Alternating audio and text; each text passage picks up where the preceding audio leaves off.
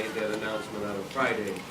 Catholic Charities did immediately make a statement that they were pleased, however, that has been retracted by Catholic Charities. So to correct that simple point.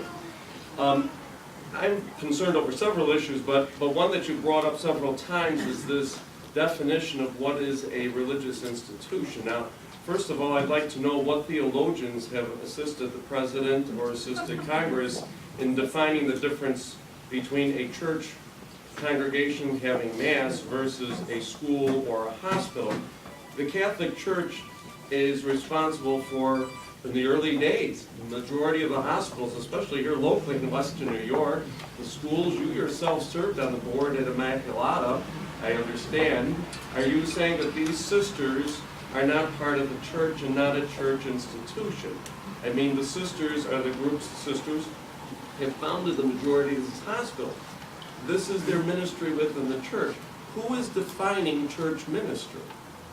And what authority does the President or Congress have to tell the Roman Catholic Church what their church ministry is?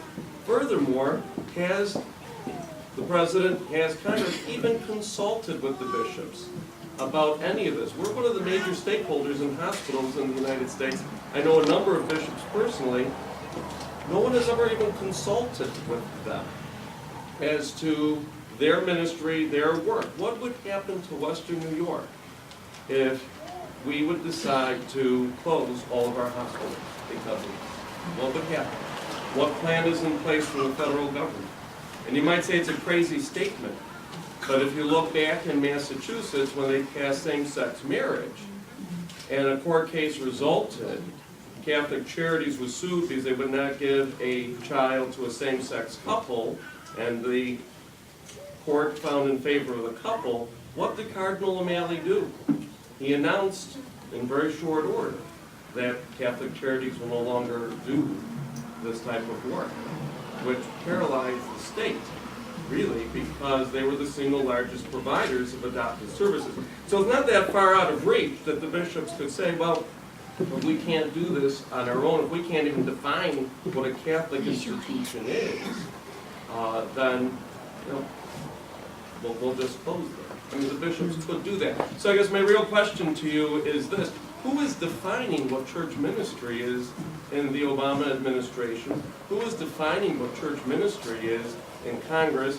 Who has, what theologians have been consulted to even ask about this? And then if you're going to say, well, certain ministries are not part of the church, well, now, out of respect for women, the Mercy nuns, the St. Josephite nuns, the Felician nuns, all these nuns, they've given their whole lives.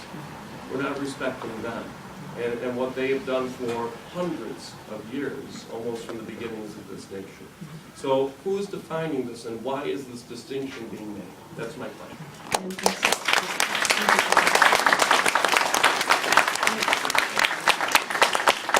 And certainly to pick up on your point on whether or not this ruling would necessitate or push hospitals to close, New York State has been operating under this rule since 2002.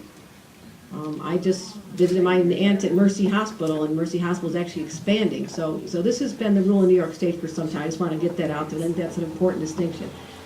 As far as who's defining, I think what they're looking at is they initially exempted Catholic churches and seminaries right off the bat.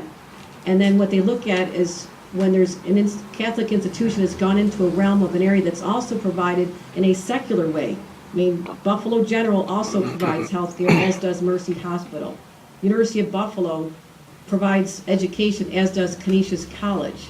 So in those cases, there is, I think the distinction has been made, and I can certainly find out who they've consulted with, Father, if you'd like me to. I will find that out for you, because that's a very good question.